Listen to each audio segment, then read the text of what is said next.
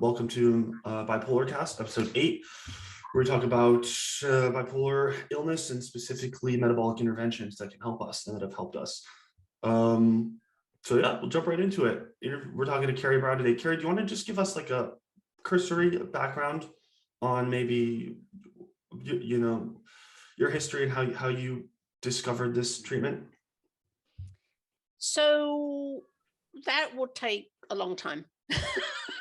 So the elevator pitch is that I got, after a long tens of years, I was finally diagnosed with bipolar 2 disorder after being incorrectly diagnosed as having unipolar disorder for a long time and being medicated as such, which was horrible.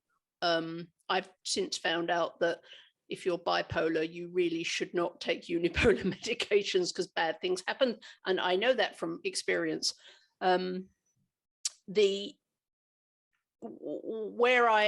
I got to where I am now is because I just decided that what was happening to me by virtue of MDs and psychiatrists was just a bunch of BS. It was just a case of, you have these symptoms, so we're going to try these various different medications on you until we find one that keeps you stable enough to behave and hold down a job and not kill yourself.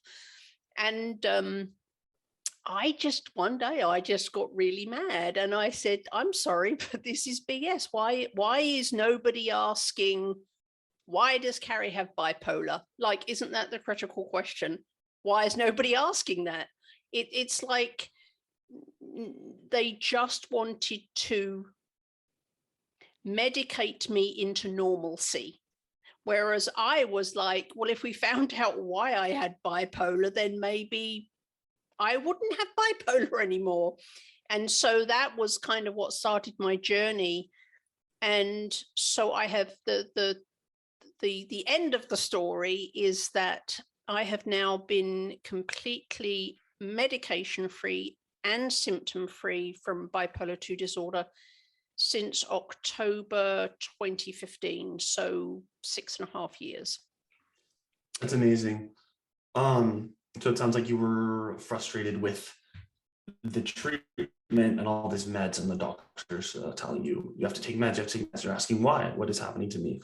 Do you want to maybe tell us a little bit about when you were younger, when the symptoms first came on, what you first noticed, what they looked like, how you were first treated, etc.? So I grew up, you can probably tell, I'm not from here. I'm from a little bit east of here, about 3,000 miles east of here. And where mental health, the stigma is still much greater than it is in the US. And back when I was a kid, it was like, you didn't talk about it. You just never said out loud that you were even depressed. You never admitted to going to a therapist. Those things just weren't a thing. They weren't talked about, that there was nothing. And I think so that was the kind of the background, the cultural background that I grew up in. But for me, I was born depressed. But of course, when you're 4 years old and you kind of know something's wrong, but you don't have names for anything. So I didn't know that I was depressed because I just felt the way I'd always felt. But as I got older, I knew that I was different, but I didn't know what it was. And I knew that I was different because of the way I was treated by my parents and, the people around me. I remember my father, always writing off my mood or my feelings as, like just normal teenager being obnoxious, where it wasn't that at all. So there was never any help. And I didn't start to put a name to it until I was in my late teens, until actually I went to live in London when I went to the University of the South Bank. And so I left home and was living in student accommodation in London. And that was when I went to see a therapist. That was the first time I because there was nobody around me to stop me going. So that was the first time I went. And so I was very late teens, 19, 20, when I first went to talk to someone and said, why do I feel this way? This doesn't feel normal. I'm different to other people. I don't seem to have like control over my mood. I don't know what joy is. I don't know what that feels like what's wrong with me. But it took until, it took years and years and years of being diagnosed with unipolar depression from various doctors. It took a very long time and actually it took for me to have a mental break, and I was in the States by then, and I had a mental break, and that involved, the police and handcuffs and being put on a hold at the hospital. And that's what it took for me to actually be put into psychiatric care, where they did a proper assessment and said, oh, well, you have bipolar 2 disorder. And that's the point at which things started to get moving. But I knew as a child that there was something wrong. I just didn't know what it was, because I didn't, I had no vocabulary for that. I just knew that from the way other people treated me, that my behavior was different. And people talked about happiness and joy, and I knew that I'd never felt that, if that made sense. Yeah, you talk about growing up and feeling different, not feeling joy the way other people do, and then being diagnosed unipolar, being put on these meds for unipolar, and then I assume having a break, because these meds aren't working, they're not treating what you really have. When you eventually got the bipolar 2 diagnosis and then you were treated for that, did you notice some improvement in your symptoms? It was a journey, as from my understanding is with all people with mental health issues. Once they finally get their diagnosis, what they tend to do is, or in my experience, is that they label everybody. They give us a label. My label was bipolar 2, which I don't actually believe is a thing. I think it's just the name they give to a collection of symptoms. And so they put me in the box labeled bipolar 2 disorder because I displayed a bunch of symptoms that were similar to everybody else in that box. So I got the bipolar 2 label. And then what they did was they went, okay, so for people with that label, people in that box, they have responded well to this drug. So we're going to try you on that. And so they put me on, and I don't remember now which one it was, but they put me on one of a apparently successful drug for bipolar, and I turned into a zombie. I was kind of catatonic. I could barely get up and go to work. And since I'm single, no one else was paying my bill. So it was kind of important that I went to work and did a good job and kept getting paid. So after 2 weeks, I said, I can't do this. So they tried me on something else, and that was kind of okay. But the side effects were not good. I remember, and I still have some of these effects to this day. One of the big things that happened was I kind of lost my words. I was forever, I can't remember the word for that. I'd be in mid-flow and I'd forget words all day long. So that was kind of annoying and embarrassing. And I worked at Microsoft at the time, so I'm surrounded by a bunch of smart people and I'm forgetting my words. And then they tried me on something else. And then they tried me on something else. I think risperidone was the last one they tried me on. And I actually became suicidal, which is what got me into the hospital on a hold in the first place. Was I became suicidal. So my experience with drugs for bipolar were not good until, so I was suicidal for 5 months straight. And at the end of that, I just said, I'm paying a psychiatrist, $300 every week for half an hour.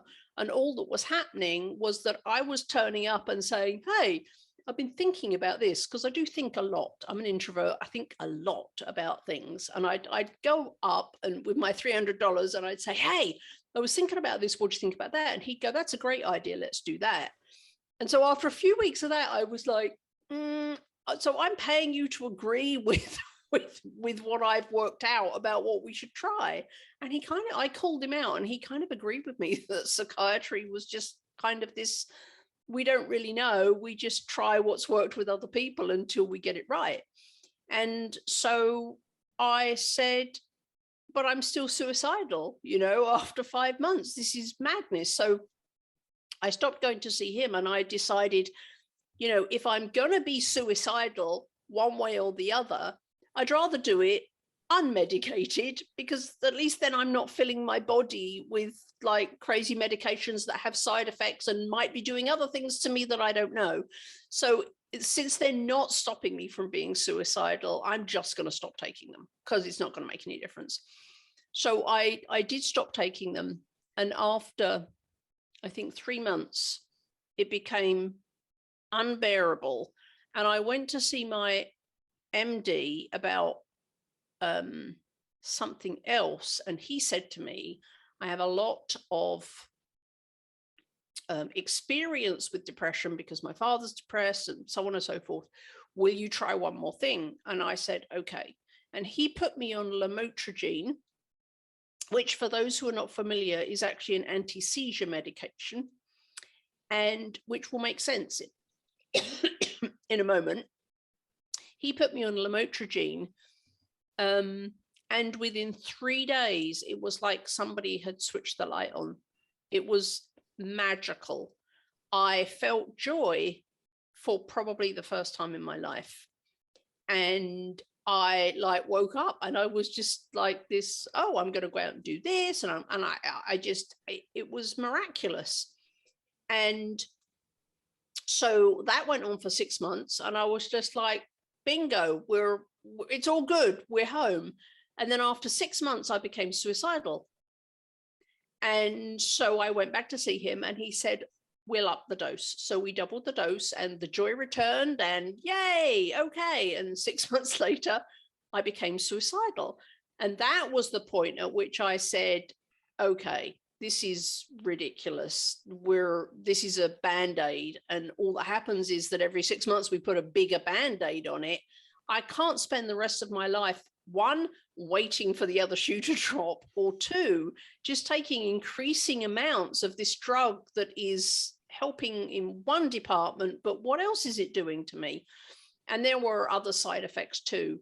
So that was the point at which I really called BS.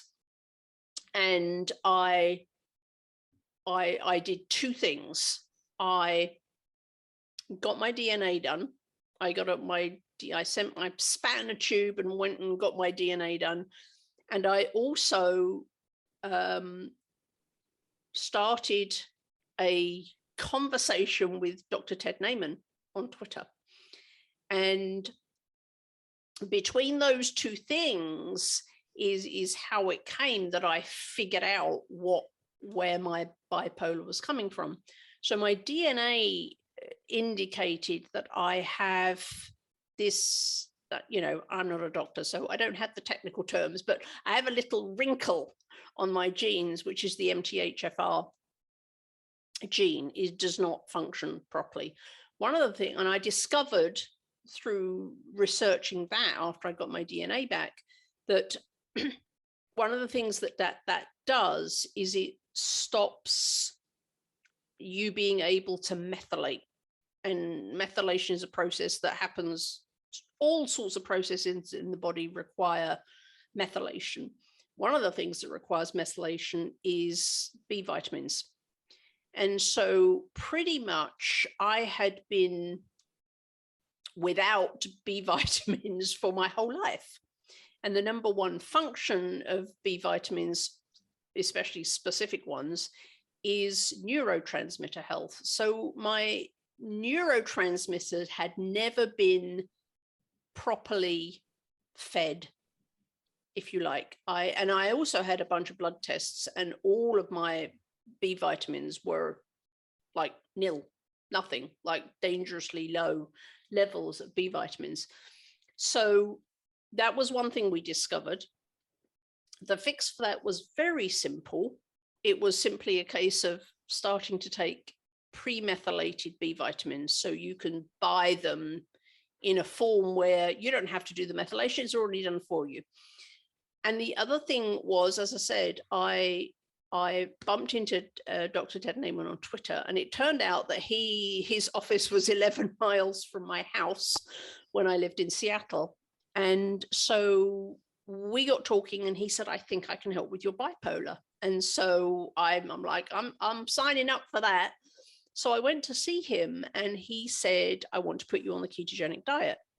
And his reasoning was that, as you know, the ketogenic diet was originally formulated to help children with seizures. And it was very, very good at either eliminating or vastly improving, not sure that's the right word, improving seizures or lessening the occurrence of seizures. And it was very, very helpful. So his reasoning was that since I was responding to lamotrigine, which is an anti-seizure medication, it made sense to him that I may also respond well to an anti-seizure diet, aka the ketogenic diet. So he put me on the ketogenic diet, and it was hardcore. At first, it was really like, for 3 months, it was just super high fat, our, and that was way back in 2015 when we were still all peeing on strips of paper and all of that fun stuff. And so the goal was to get my ketone levels as high as possible. So, we were chasing purple ketones on the P sticks, which isn't what we would recommend for people who are doing keto to lose weight or other things. But for me, that's what we were doing.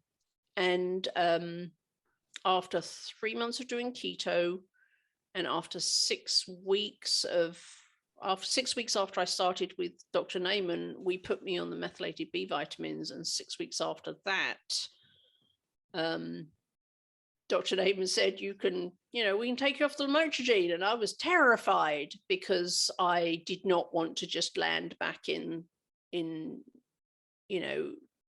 living a life where my brain was trying to kill me all the time. So we tapered it off. We half-lifed and half over 2 or 3 weeks.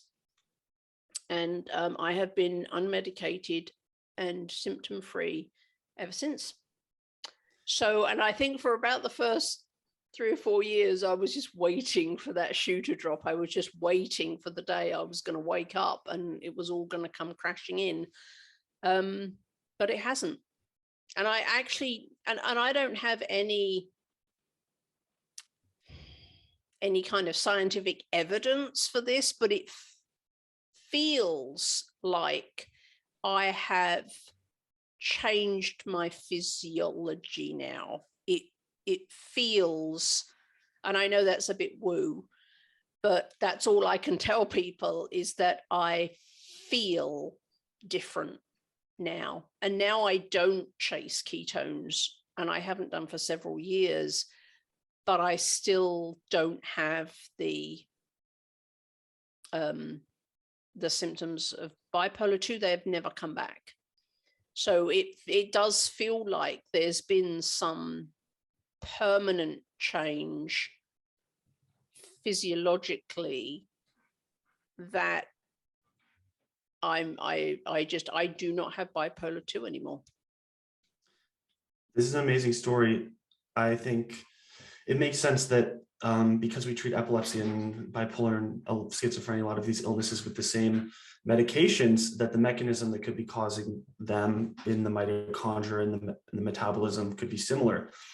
So you mentioned you went on lamotrigine, you felt a lot better for 6 months, then started feeling suicidal again. So they doubled the dose, and 6 months again, started feeling better. But then suicidal again. When you first heard about keto and started working with this doctor, you initially started the diet, did you notice any weird symptoms in the first couple of weeks when you were adjusting to being ketosis? And then what was your experience like of seeing your symptoms kind of relieved as you started the diet? So I had been, where were we, 2015? So I'd been low carb and no grains, no sugar, no gluten for 3 or so years by that point. So I was already kind of halfway there. I didn't get keto flu. I didn't feel anything when I switched to this super hardcore keto that Dr. Naiman encouraged me to do. I didn't feel anything. And remember, for the first 3 months, I was still taking the lamotrigine. So I didn't really notice anything. I lost 10 pounds, but that's the only weight I've ever lost on keto. I lost 10 pounds initially, and then that was it. When I think when I came off the lamotrigine, I think most of my symptoms, if you like, were mental. It was that I can't, wow, I don't have any symptoms. Like tomorrow I'll wake up and I'll have symptoms. Or it was like I couldn't, because it had been my whole life. And it had been worse because bipolar 2, it gets worse and better and it comes and goes. It's not constant. And so I think my struggle initially was not that I had any weird symptoms. It was that I didn't have any symptoms that kind of gave me a mental weird. I was just waiting for things to change. And I'm an awkward cuss. And I even tried to depress myself because I just couldn't really embrace the fact that the symptoms were gone. And so it was my struggle afterwards was believing that it had gone and that it wasn't going to come back. I think that, and I had this for 3 or 4 years, I had this kind of constant underlying fear or panic that tomorrow's the day that I'm going to wake up and I'm going to be suicidal again. And that has never happened. Did you find it almost hard to believe that, you had spent years working with psychiatrists, getting prescribed meds didn't work, meds cause you all the side effects, and then boom, you go on this ketogenic diet and suddenly your symptoms are, much better? Yes, it was. And I went through the whole kind of grief loss thing. And I one thing that I did not expect, but did experience, although I've done so much psychotherapy, 15 years of psychotherapy as well, that I'm very good now at kind of standing back and getting real about things. But I did experience at first this sense of, I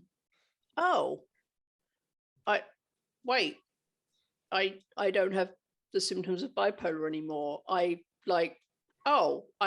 somehow, there was this kind of sense that I'd somehow lost part of me, that I'd lost part of my identity, and that somehow I wasn't special anymore because I didn't, and not that I had ever intentionally ever used it as an excuse or a crutch.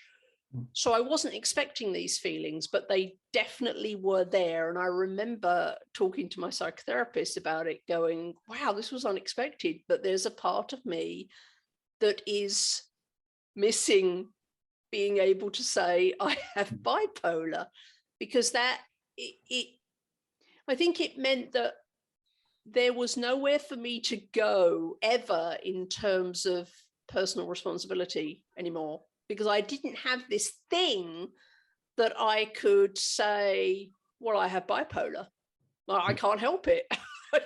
that was not that I used to do that anyway, but once it stopped being an option, that really, like, I wasn't expecting that.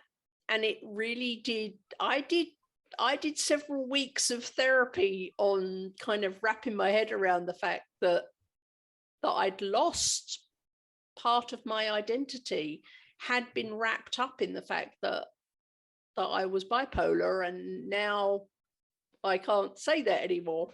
So that was the biggest thing I struggled with. The two things. One was kind of this, oh, I don't have bipolar anymore. And the other was the fear that at any moment I was going to get this tsunami of suicidal ideation or depression, or I was going to fall off that cliff again. So those were the two things. Physically, I didn't struggle at all. Carrie, I can understand. Go ahead, Ian. Oh yeah. No, go ahead.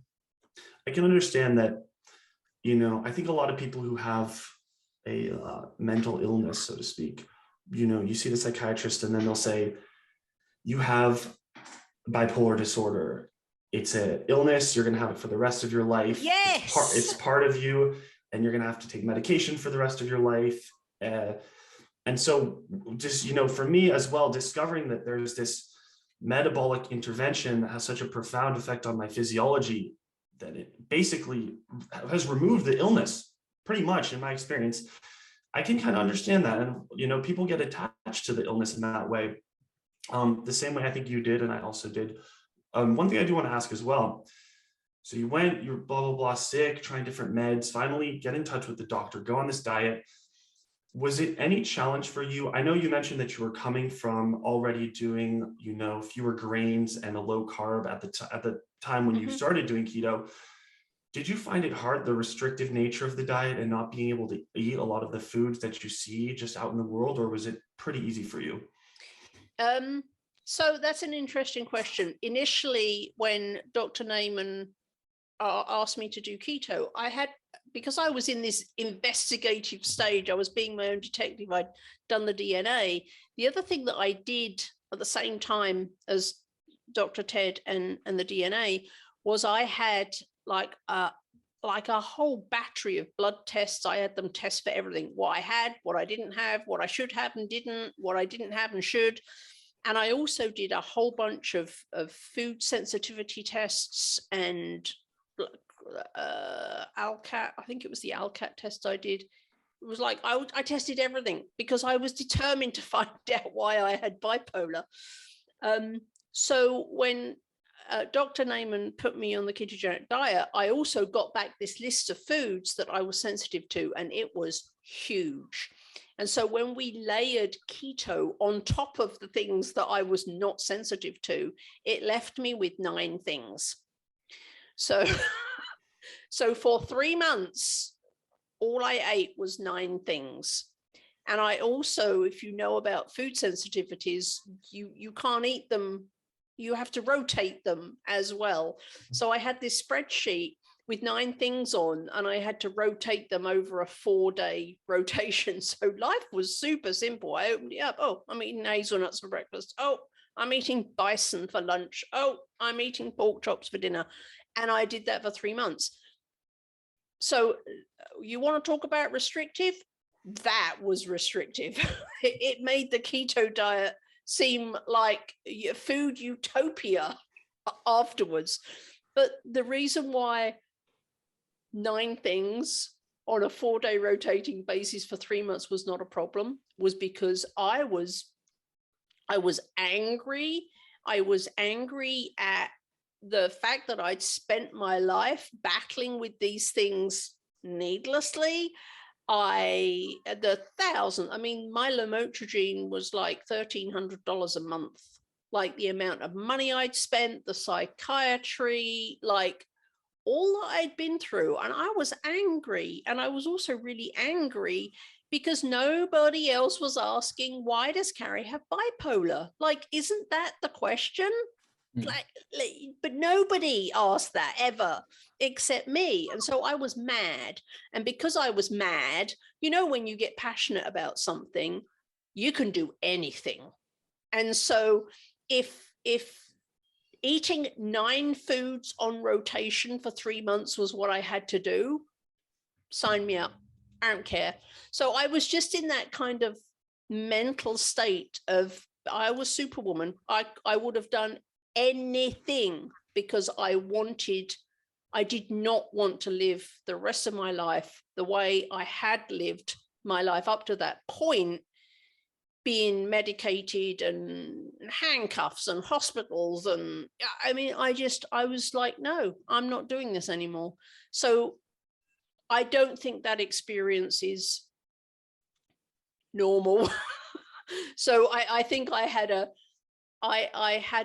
an enormous reason to do it, and therefore it wasn't hard. Even with the 9 foods, it wasn't hard. But after 3 months, then I started introducing other foods back in again. And so regular keto felt like a walk in the park compared to my introduction of like 9 things for 3 months. I actually have a much more difficult time of it now, like 6.5 years in. I find it harder now than I did when it was super restrictive. Can I ask, Carrie, when you said that you felt like a permanent shift, do you mean that now you can essentially stop keto and still have like relief of symptoms, or are you kind of on, with epilepsy, some people, they go on it for like 2 years, and I asked the Charlie Foundation about this, like what happens with people with epilepsy when they go on keto, and they said some of them for like 2 years they'll go on it and they'll be symptom free for the rest of their life, and they can eat cake, they can go back, they'll have like I saw them eating like birthday cake, and I was like, this is crazy. This is a keto page, and they're posting pictures of kids eating birthday cakes, but it's because they've had some kind of permanent resolution. Whereas for other people, they need to stay on it for the rest of their life. What did you experience? So I definitely do not appear to have to be hardcore keto now to manage my mood. However, I've been in, at the when keto kind of before keto went mainstream. I mean, I was kind of there at the front. I was out there talking about it. I was, air quotes, famous for, being the girl that cured her bipolar. I was writing cookbooks. I was one of the leading kind of recipe developers for keto at the time. Now I don't think I have to. However, in all the time and all the research and all the stuff I've read and studied over the years, it's become clear to me that there's a billion other reasons why I do not want to go back to the SAD diet. Yeah. Regardless of keto. I mean, you don't want to eat grains. In my experience, and I also have I do have a gluten intolerance, which I found from my DNA as well. So gluten, and now I think my body has become so pure that now if I kind of look at gluten, like hell breaks out in my guts and whatnot. So I've learned enough and I've experienced enough over the years to know that keto or not, grains, flour, the baked goods, sugars in all their forms, processed seed oils and all of that, regardless of keto and my mood struggles or ex struggles, none of that is good. Yeah. So whether I need to or not is not the question for me anymore. It's like, this is just the way I eat, because I know the things that will happen to my body outside of mental health if I go down that path. Did that make sense? Yeah, absolutely. Yeah, it's such a powerful story, because I remember when I first started looking for the people that were experiencing this, you were the only person on YouTube at the time talking about it and saying, this is what happened to me. And it was just, I just thought, wow, like someone else experienced this. And at the time, I think both Matt and I felt like, it's such a unknown about intervention, especially like when we first started it. It was so encouraging to have your story and you were such a good speaker and you communicated it well, that it felt like a really credible, like, oh, this is someone else experiencing the same thing. So thank you for doing that, because it helped. It really helped with, I was private about it for quite a long time, and speaking with you and Matt, and you were the first two people I heard about doing this and having this with bipolar. And now it seems like there's lots of people trying it and even starting to talk about it publicly, which is really amazing. And the thing that's so exciting about what you're saying is you were saying that you felt like medications were there just to fit you back into society, but not in a way that benefited you or like catered to what you wanted to do with your life and being self-actualized and pursuing your dreams. It was more about just making you acceptable to society by sedation but through doing blood tests and trying to find your way through this and the extreme amounts of motivation to do all that. It's something we've seen in so many guests, that they've gone through a lot of testing and they've had huge self-discipline to try and treat this illness because it is so terrible. But now that you've gone through that, you can communicate this to people. So I think it's so powerful, that dynamic between like living a full life and living one that's just acceptable to society. And we've, for so long, we've just been making people acceptable to society. And I think it is. So what is that like? What is being well? It's allowed you to pursue your passion. You're working in a different job, and am I right in saying you changed when you got better on keto? So I was working at Microsoft at the time that this all was happening. I actually, prior to meeting Dr. Naiman and getting mad and firing my medical team, I actually had to take a 3-month leave of absence from Microsoft because I was suicidal. I mean, I could not. It became, you know this because you've been through it. It is absolutely exhausting to try and behave normally at work or in public when your brain is trying to kill you. It is exhausting. And on top of that, I'm an introvert. So just being at Microsoft regularly, even, when I'm when my bipolar's not playing up, was hard. It's just emotionally draining. But trying to play, it was like being a performing seal at SeaWorld, like all day long. And you guys know this because you've had it. It's just exhausting. And so I took the 3-month medical leave. I came back, then I met Dr. Naiman and did all this. But it's still, and I think it was kind of the universe intervened. And in July 2017, so 2 years after Dr. Naiman and kind of getting off the lamotrigine, Microsoft, you live on the West Coast, you've heard the stories. You're like, every 6 months, they're like, oh, let's riff some people. So one day I go into work and 3,000 of us just, oh yeah, we've reorganized, so we don't need your function is no longer, see ya. And so that was what allowed me to then as it were, come out about it. Because now my boss at Microsoft, my immediate boss, was absolutely fantastic. He knew I had bipolar. He gave me his home phone number and said, if it's 2 a.m. and you need someone, please call me. He let me work from home for 7 months because it became so overwhelming to try and work when my brain was trying to kill me and be around all the people. He was fabulous, but nobody else at Microsoft knew. And I'm sure you both experienced this, was the fear of what would happen if people knew you were bipolar, the fear of being fired, that, like, all the things. Nobody talks about it because the stigma is huge. People treat you differently. It can be very career limiting to say I have bipolar disorder. And so my boss knew. I'm so thankful to the man. I tell you, I probably wouldn't be alive if it wasn't for him. But I couldn't talk about it openly. Well, in July 2017, when I was laid off, it was like 6 weeks later that I then did that first talk. I was invited to speak at KetoCon 2017. Well, I couldn't have done that had I still been at Microsoft. But once I left Microsoft and I was just, me at home, no job, that kind of gave me permission to say whatever I wanted or whatever I felt needed to be said out loud, because I'm not married. I wasn't in a relationship. There's no retribution. I don't have kids, so they're not going to, get hated on at school because they have the crazy mother. There was like nothing to stop me from just saying I have bipolar 2 disorder.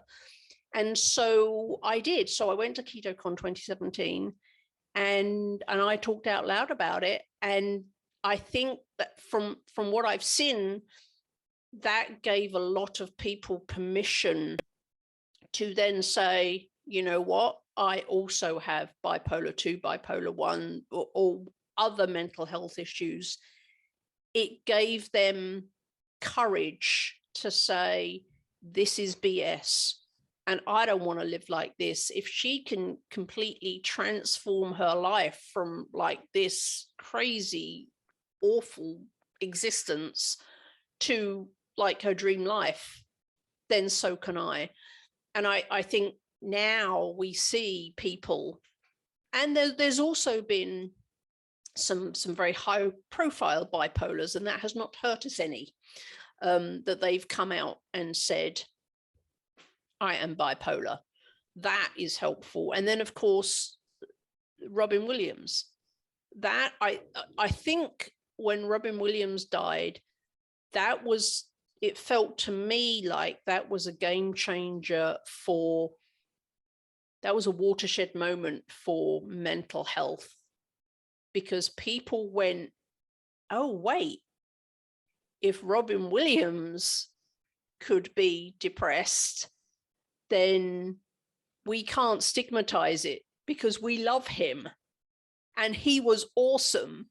So we're going to have to kind of get a new narrative for depression and mental health issues, because we can no longer live in a world where it's bad because Robin Williams wasn't bad. You know what I mean? It kind of caused this huge disconnect in the world that the stigma around mental health was kind of blown up because of Robin. That's how it felt to me anyway. I don't know how it hit you, but that's how it felt to me. And since then, there's been a lot more open talking. It's been not acceptable, but it's been a lot more embraced. And there's been a lot more talk about it's not your fault. And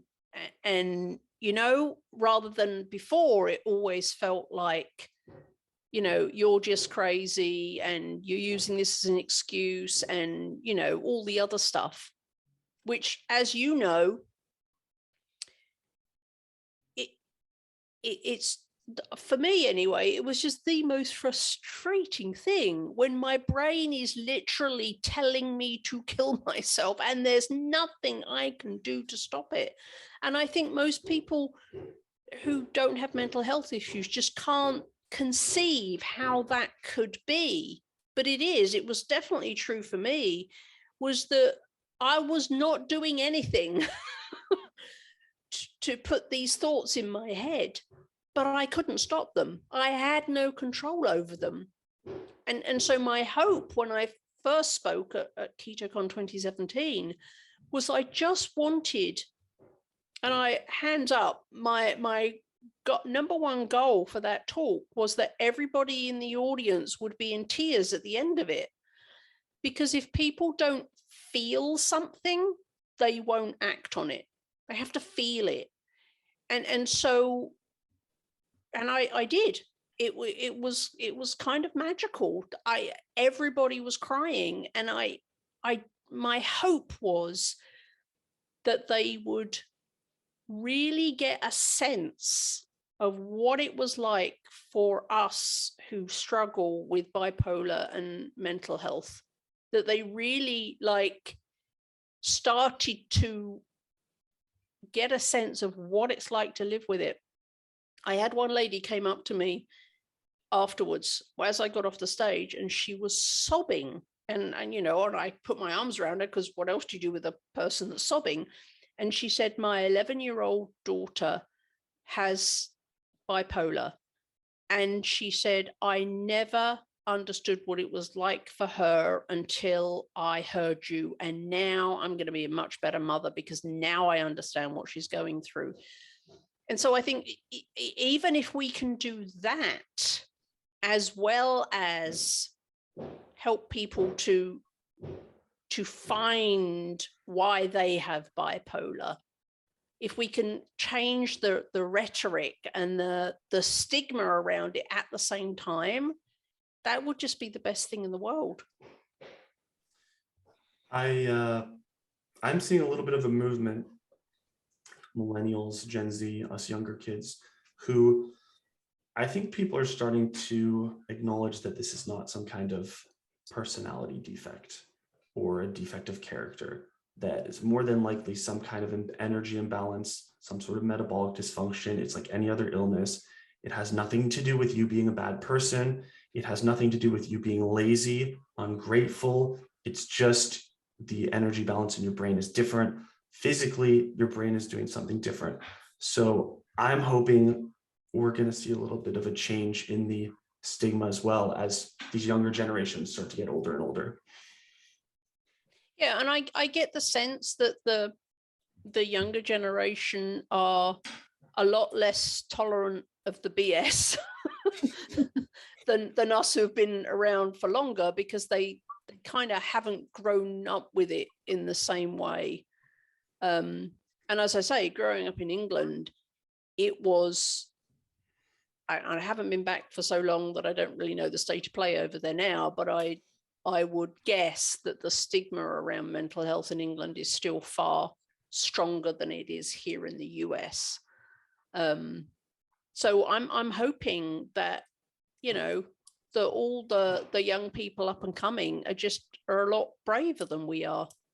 But I also hope that the work that we're doing is helping to break down the stigma so they don't have to be as brave. I mean, you shouldn't have to be brave to come out and say, my brain doesn't work the same way as yours does, right? I mean, you shouldn't need to risk losing your family, risk losing relationships, risk having your kids taken away, risk your career because you have, and I used to call it, diabetes of the brain. Like, none of those things happen if you have diabetes. Why does it happen if you have bipolar? But it does. And so I think that I hope the kind of the convergence of these braver younger people plus us kind of beating on about the stigma is going to make it easier and easier for people to normalize. Not that normalizing it makes it okay to live with it if there's a relatively simple solution, but to normalize mental health.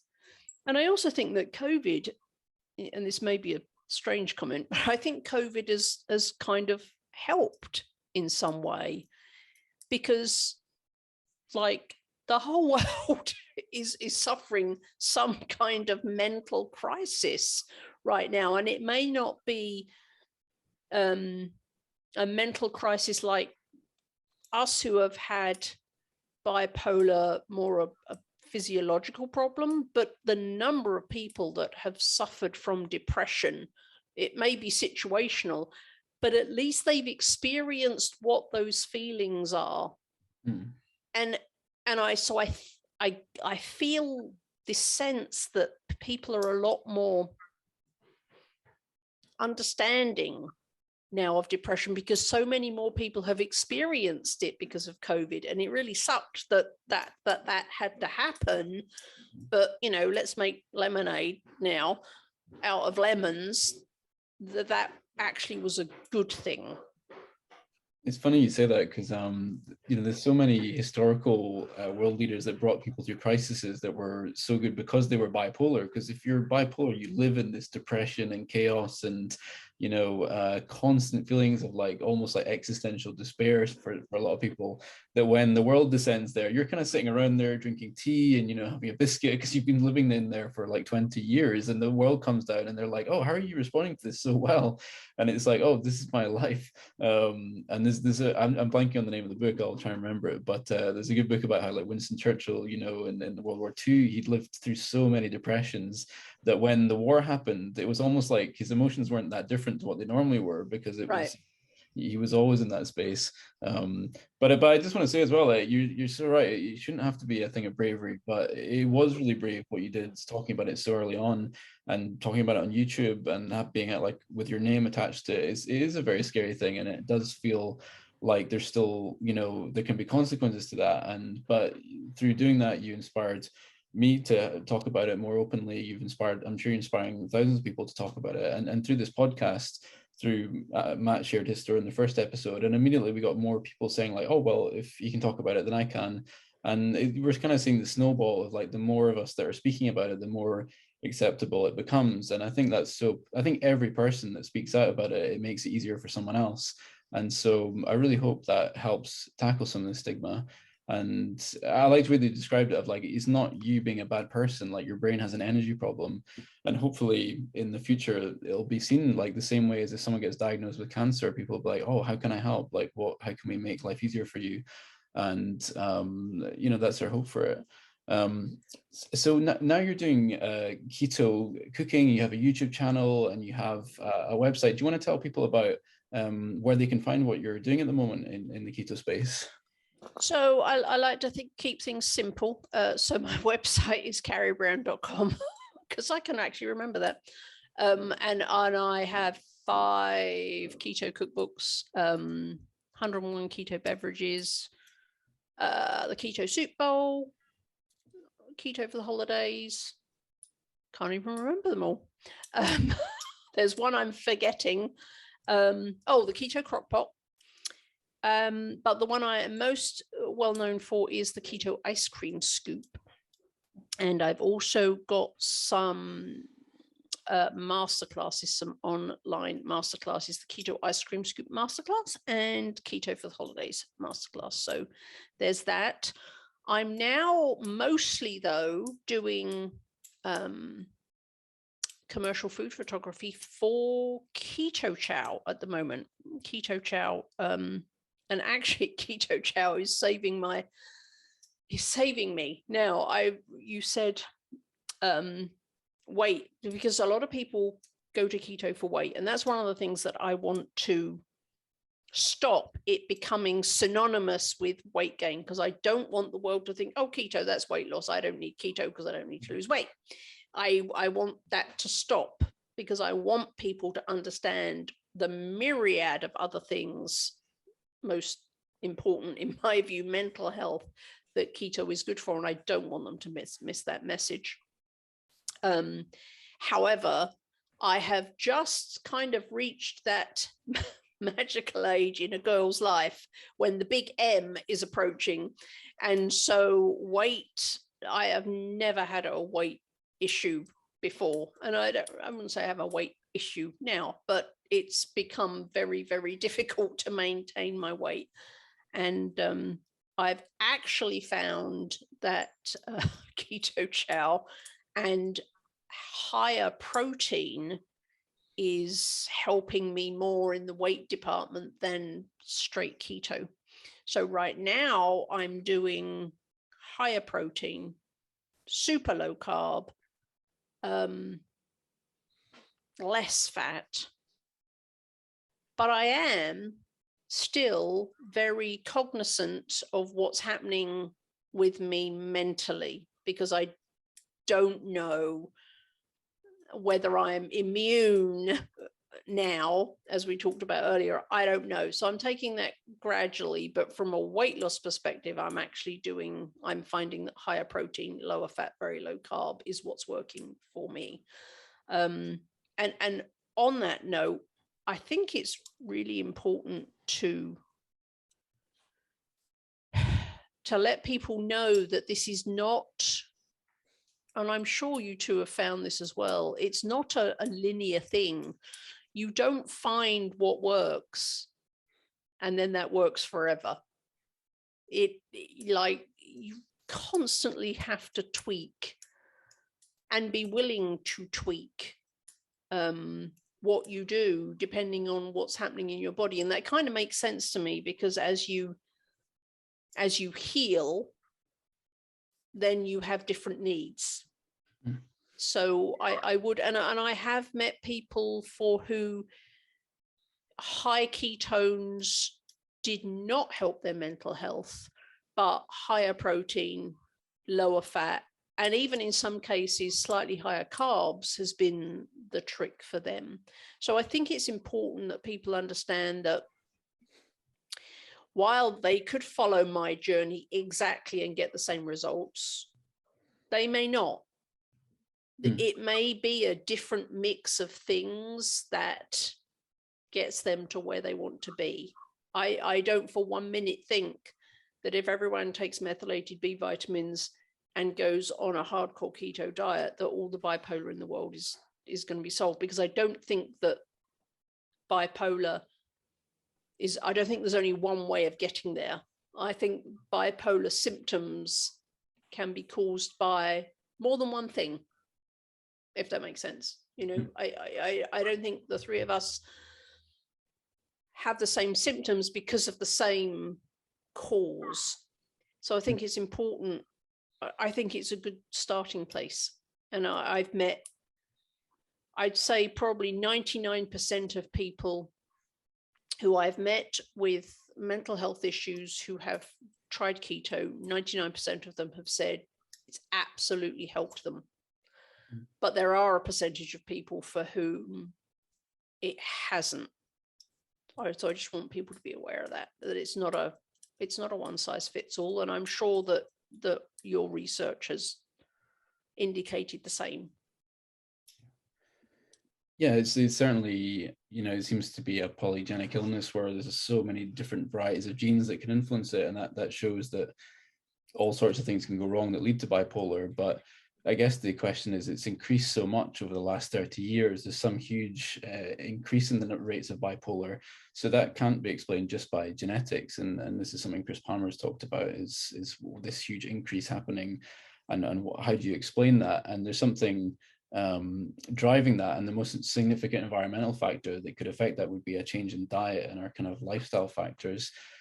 So in papers that I've put out, I've talked about insulin resistance being a driver of that, and there's a lot of researchers starting to kind of see in this. You described it as type 3 diabetes in a way, and there's certainly a lot of truth to that dynamic. So I hope that we can find what's driving it to increase, as well as what all the different factors that caused it in the first place. I have a layman's theory about what's happening. So I think they estimate that about a third of the population have this MTHFR gene malfunction, like I do. But of course, with genes, and this is very, very simple layman's language, just because you have this faulty gene doesn't mean that you're ever going to exhibit any of the symptoms. So my theory about why this has suddenly become like this epidemic is that because of the lifestyle and because of the food, so many more people with that gene, that it's expressing itself. So they've been triggered either by the environmental toxins or the toxins in the food they eat or the type of food they eat, that triggers the gene to start expressing itself in a not good way. And so, and as I know for sure that bipolar is one of the things that can result from that. That's kind of what makes sense to me as to why we have this tsunami of people that are now experiencing it. So the gene expression is, or the gene is expressing itself because of triggers in the environment. Or, I mean, we are, like, the number of toxins floating around it's just, plastics and medications and contraceptives. I mean, it just goes, and the edible products that we eat as opposed to the food. But even then, the pesticides on the real whole food that we eat, the stuff that we ingest, either eat or breathe or comes in contact with our skin, it looks nothing like the world did 30, 40 years ago. So that's my theory on why suddenly, all the genes that were perfectly happy are now expressing themselves in really bad ways. That's my theory. And you've done some genetic testing, am I right in saying that, Matt? I've done a little bit, yeah. And that was looking for what genes in yourself you think might have caused it, or? I don't know. I would have to look back on it, but I think it's kind of ambiguous because we don't know exactly which genes cause how much of bipolar disorder and what symptoms and for which people and etc. Yeah, it's super complicated. It's super complicated, and I think I was just lucky that I picked genes first. And I picked genes first because it felt like that was the only constant, like your DNA is your DNA. So that's why I started there. And I think I was just lucky. But I know thousands of people over the last 5 years have contacted me and said, I got my DNA done. I also have the MTHFR. I take methylated Bs. I'm doing keto. The improvement is dramatic. So, but as I say, I don't think for one second that that's the only pathway for people getting the symptoms of bipolar. What's really interesting about it is we went through this agricultural revolution and we changed our diet dramatically, and we went from eating, like an animal-based diet and a vegetable-based diet, and suddenly we just threw in a whole ton of wheat and carbohydrate that our biology had never seen before. So, yep. What you're saying about our genes not reacting to that makes complete sense, because you suddenly shifted the entire environment outside your body. And when you look at the actions of, I put out a paper a couple of years ago saying that the same mechanisms that some of the medications that we take for bipolar work on these insulin-related pathways. And you can see that there's genes within these insulin-related pathways that contribute in, there's a kind of thing called GWAS, where they look at huge swathes of the bipolar population and look at what genes are causing it. And a lot of these genes that show up are involved in kind of insulin-related pathways, things to do with metabolism, but it's never been recognized because people always thought that this was because the medications we take cause this metabolic illness, the kind of standard anticonvulsants were causing this metabolic illness. But there's a researcher called Cynthia Calkin who was showing that actually this happens way before medication and it's independent of medication. So the metabolic illness happens regardless of whether you take medication. Some medications can make it worse. But it's very interesting because the kind of systems that break down when you push the body too far, when you give too many carbohydrates and too much insulin, some people can respond to that quite well, and they're kind of like, my wife calls it insulin robustness. She can eat as much cake as she wants, and I'm always talking about insulin resistance. She's like, no, you need to build up your insulin robustness, eat cakes, you'll be fine. And I'm very jealous because she stays slim no matter what she eats, but I'm not like that. And but so, Ian, that used to be me, and I'm a pastry chef by trade.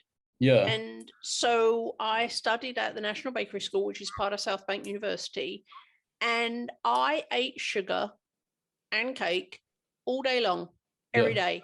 I was 100 pounds soaking wet. I'm 5'5". Yeah. I ate whatever I wanted. And until I went on the pill, that was true. After I went on the pill, and I wasn't on it very long, I went on it. I was put on it for terrible periods. Doctors put me on the pill. I think I was on it for like 6 to 9 months. My body was never the same. And after that, I could no longer eat what I wanted. I think that's one of the reasons what keeps me on the straight and narrow now is that I know that things can change like in a heartbeat. And I know that all the damage that I did to myself before we knew any of this stuff. When I was eating cake and sugar all day, because you don't put on weight and you look fantastic, you think it's not doing you any harm, but it is. And so I think that's more what keeps me on the straight path now, is that I know that even if there may not be any outward signs of sugar and refined carbs and bread and all that, processed seed oils and all of that stuff, it's not doing good things inside. Yeah. It can have a bad effect even if you're not gaining weight. Like, what is it? The dense LDL, the visceral fat, the insulin, all this stuff that just doesn't show up necessarily, but it can still be harming you. Yep. Well, that's something we're seeing with patients as well, is you can have someone who looks metabolically healthy, they're thin and they look in every way to be very healthy, but actually they have bipolar symptoms or they have insulin resistance in the central nervous system. And it's quite interesting because there was, the whole process of insulin resistance was to protect the central nervous system in starvation. So when you were starving, it would redirect glucose to the brain and to the central nervous system to keep you alive. And it would, so all the muscles would say, don't give us glucose, give it to the brain. And that same mechanism, if you're not in a time of starvation and you have, Krispy Kreme and a 12-pack of Krispy Kreme, it actually damages the central nervous system. And you can see that because about half of people that have diabetes have neuropathy, which is where the nerves in the body are degrading. The eyes can stop. I have friends that are unfortunately, losing their sight because of diabetic neuropathy. So it's really clear that this does affect the central nervous system, even independently of whether you're showing outward symptoms of that. And it's certainly hormonal if you're taking things like the birth control pill. Like insulin is a hormone and you're changing the hormone makeup of your body. So it is a complicated picture, and there's a whole diverse range of factors that lead into bipolar happening. But, we want to find the one that's driving it, what's driving this increase in it. And certainly diet and lifestyle changes are the most significant change we've been through in the past 100 years. And so I think this metabolic health movement can show that, and that this is what's driving this kind of increase in mental illness and suicidality. And in Scotland, we have we're like renowned for fish and chips and deep frying. We have this thing called deep fried Mars bar, which is a terrible innovation that we came up with. I'm not very proud of it, but it's we have terrible comorbidity between diabetes. If we did my professor Danny Smith did a study in Scotland of 250,000 Scottish people. And he showed that if you're in hospital for diabetes, you're 2 to 3 times more likely to be hospitalized for a mental health condition. So we know that this is happening. We know that it's connected, but it's just not been recognized by treatment strategies yet. So these stories are so important and so valuable. But that's why I'm so passionate about making sure, or trying to stop keto becoming synonymous with weight loss. Because the importance of keto is not weight loss. That's like the cherry on the icing on the cake. It's everything else. It's the mental health. It's the cardiovascular disease. It's the heart health. It's the diabetes. It's like all of that is way more important than weight loss. So if we can make keto synonymous with good health rather than weight loss, I think that will do more good than anything. Yeah, absolutely. And unfortunately, making keto synonymous with weight loss is what brings in the dollars, right? Because people want to lose weight. So that's the frustration for me, is that the people who are invested in keto purely for money are going for the thing that's going to generate revenue, and that's selling keto is for weight loss. Yeah, I would love to see you do a keto book related to mental health. If there's anyone watching that would be interested in supporting this in some way, then you should definitely reach out to Carrie. I would love to see something like that. We have so many people that watch this, and could you maybe, would we be okay to put your email address or contact details, or have you got Absolutely. a contact website where people could get in touch to support what you're doing in this? I think that would be great. And I think the link between cooking really well and the bipolar illness is a good one, because there's so many people trying keto now that we really need some good recipes. And this ice cream one sounds particularly fantastic. So And that's why I do the recipes, because I want people to know that they can do it, right? And even if they can't cook and they've never been in a kitchen, like, I want to give them the tools to be able to create food that is more delicious than the sad foods that they used to eat. And my ice creams are a prime example.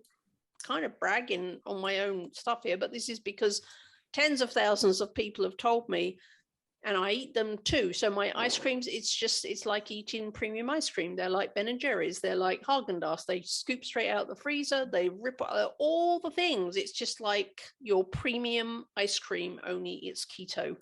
And I did that because, and I also made them super simple too. So they're mostly assembly, not cooking, because I wanted everybody with any level of skill to be able to go in the kitchen and make ice cream that would be every bit as good as Ben and Jerry's, so that they had something to hang their hat on. Because as much as the people who don't really care about food, there are people who love food, they love cooking, they love the experience, they do it for enjoyment. And then there's the other people who are just like, food is fuel, like, you don't need recipes. What they fail to understand is that a lot of people will not stick to keto if it doesn't taste delicious. They're human. They just, food is delicious, and it's social, and it's all of these other things that is not to do with fuel. So we need to make it easy for people to create food that was more delicious than the sad food, if we're going to expect them to stick to it. And that's why I create recipes. Yeah, it's just incredible. And I want to be respectful of your time, Carrie. Are you okay? I could keep chatting for a while. Matt, are you okay? I'm good. I can't photograph because I have a bunch of dudes erecting a studio on the side of my house, so the floors are shaking, so I can't do photography today, so I'm good. What is the studio for cooking, or? Yeah, this is actually, I've been shooting professionally for Keto Chow for 2 years, and so I've had no living room for 2 years because it's had a photo studio set up in it. So 14 months ago, I started the process of getting a separate studio built, and they actually started the building last week. So fantastic. Oh, wow. It's very exciting for me. That's anyway. Amazing. And will you be doing like more YouTube videos from that, or like a course, or? I don't know. I'm kind of, I'm in a bit of a, I don't know what to call it. I've reached a point where I'm not sure. I'm waiting for the universe to direct me. I'm not sure where I should be going right now. COVID was really difficult because like 3/4 of the keto population disappeared because they were, and I get it. They were stressed. They were dealing with stuff. A lot of people lost their jobs. Like, a lot of people just were eating their feelings. So I get it. So, cookbook sales, everything keto, the groups, everything kind of fell off a cliff. So I was very lucky that I already had a great relationship with the folks over at Keto Chow. And right at that time was when they wanted some professional photographs. They needed to have photos other than photos of packets on their website. So I started shooting for them, and that has become virtually a full-time thing for the last 2 years. But now I've just reached that point where I'm not sure which is the next direction I need to go in. So I'm just thinking, are there any people that are doing like work with like keto cooking that we could carry up with? I'm just thinking. I don't know. Yeah. That's a good question. I'm not too like in touch with a lot of the people who are specifically doing keto meals or keto cookbooks or keto meal delivery services or anything like that. But this is a good question. I'd like to learn more about it. I'm just thinking, like, even with we're doing these trials that so it's funded by the Bazooki Brain Trust, where we're doing like ketogenic diet for people with bipolar disorder. And we have dietitians here. We've got an amazing dietitian called Helen Grossi. Do you know her? She's like kind of a one-on keto dietitian. But I was just, it'd be awesome if you could like train or help with coming up with some of the dessert recipes and things, because they're the hardest things. Like the main courses are always, okay, they come out fine, but the desserts, and I don't even know how you approach keto baking, pastry chefing. So I don't know, maybe there's some like way we could, because it's such an important thing for studies, like to have meals that are really compelling for people. So maybe it really is. And I'm so thrilled that you get that, because there's so many influencers in the keto world who are just eat steak.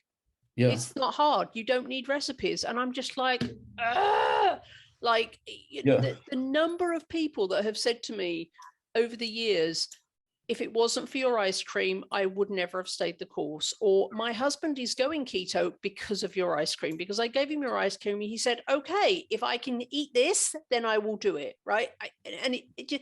Maybe that sounds silly to the people who are not foodies, but they really need to get past this, because the majority of people will not stick to something if it doesn't taste good. They just won't.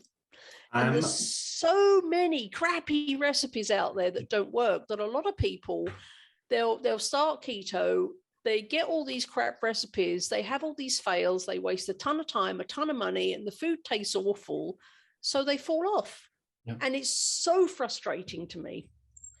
I'm not a foodie myself. For me, like, I think I'm probably, as you said, very small minority, where like the food is fuel for me, and I want to eat like steak and then fish with avocado and like, eggs or something, and then that's it. Having said that, I talked to so many of my friends. Oh, I went to this restaurant because it was so good, and we're going out of our way to go to this restaurant or whatever it is. And my girlfriend is the same way. So yeah, I can absolutely see how if you're telling someone to go on keto, and it's like, you're going to be eating steak, you're going to be eating olive oil, you're going to be eating butter, you're going to be eating nuts. That's it. That's your whole diet. It could be very frustrating, especially when, friends and family are having like cake and ice cream. Probably having the alternative, which is a keto cake or ice cream, which we can make. We can make that. Totally. We can make it good. It can help keep people on the diet. It's probably especially in the early stages. It really is and like chocolate, I'm a trained chocolatier. I worked at a chocolate shop in London. Chocolate, like, if people think I can't eat chocolate ever again, it doesn't matter how logically they understand why they have to do it, and all those other intellectually, emotionally. If you tell someone you can't ever eat chocolate again, they're out. And you're right or wrong, they're out, and we want them in. So we have to help them stay in, right? So that's why I do what I do. But it's just, there's so many people got on the bandwagon because they saw dollar signs, and maybe I'm being a little bit cynical, but I don't think so. That they churn out these crap recipes that don't work and don't taste good, and people think, I can't do this. I can't, if that's what keto dessert's going to be, then I can't do it. Yeah. And it's so frustrating to me, because we're losing people that really would have much, much, much better lives if we could just get them to see that it can be more delicious than the food that they've eaten up to this point in their lives. Yeah, and I encourage any dietitians watching or people doing studies watching to reach out to Carrie. Maybe I could email you afterwards about speaking to some of our team and whether we could do, more delicious recipes, because I think it could make a huge difference, because we're like putting so much effort into trying to maximize adherence for trials, like, the time that they're in ketosis. Maybe maybe having chocolate is the answer, just having really good chocolate that's ketogenic and desserts that are compelling, because at the moment people fall off by taking, cheating with desserts and with sweets. It's not like their kind of main courses they're cheating on. So I think that could be really helpful, and then it's something we could definitely talk about. But I just want to say thank you so much for sharing your message and for being brave and coming out with it so early and talking about it publicly, and then also blessing us with these ice cream recipes that I'm sure learn a lot about over the next few weeks. And it's just it's been such a massive help to everyone with this condition to have people like yourself being open and talking about it. So thank you for all that you're very welcome. I just felt that I almost didn't have a choice when I was laid off and there was no longer anything that would be detrimental if I said it out loud. I felt like I am in this odd position of it not mattering. Yeah. So I need to stand up and say it, and whatever happens will happen.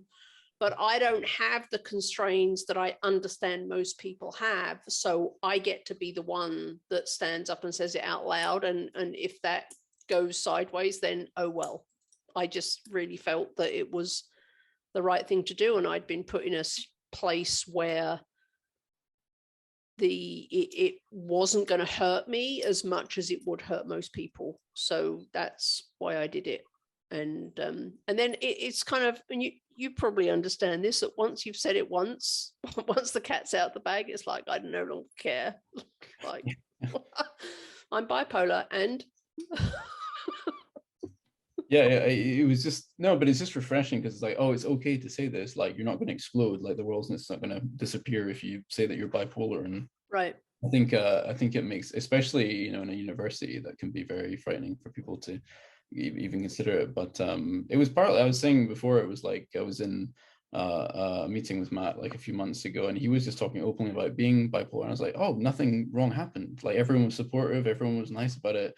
And even if you look at the comments of like previous episodes, it's just nothing but love and support for people. It's understanding and appreciation of the condition. And even like scientists, like, there's people from Harvard and Stanford in the comments saying like, well, this is so important that, we talk openly about this. And it's kind of a relief to find out it's not, there is understanding and support about these things in a way that, you might not have expected. But there are people who not understand. And I've certainly experienced that myself, and experienced that discrimination. I'm sure you have as well. But yeah, it is a brave thing, and it really does make a difference. So please keep going, and let us know how we can support your message, because I think it's just such an important one, and it does have this ricochet effect of more and more people talking about this. And I hope that'll continue until we reach a point where it's not so awkward to talk about these things. That would be awesome. Yes.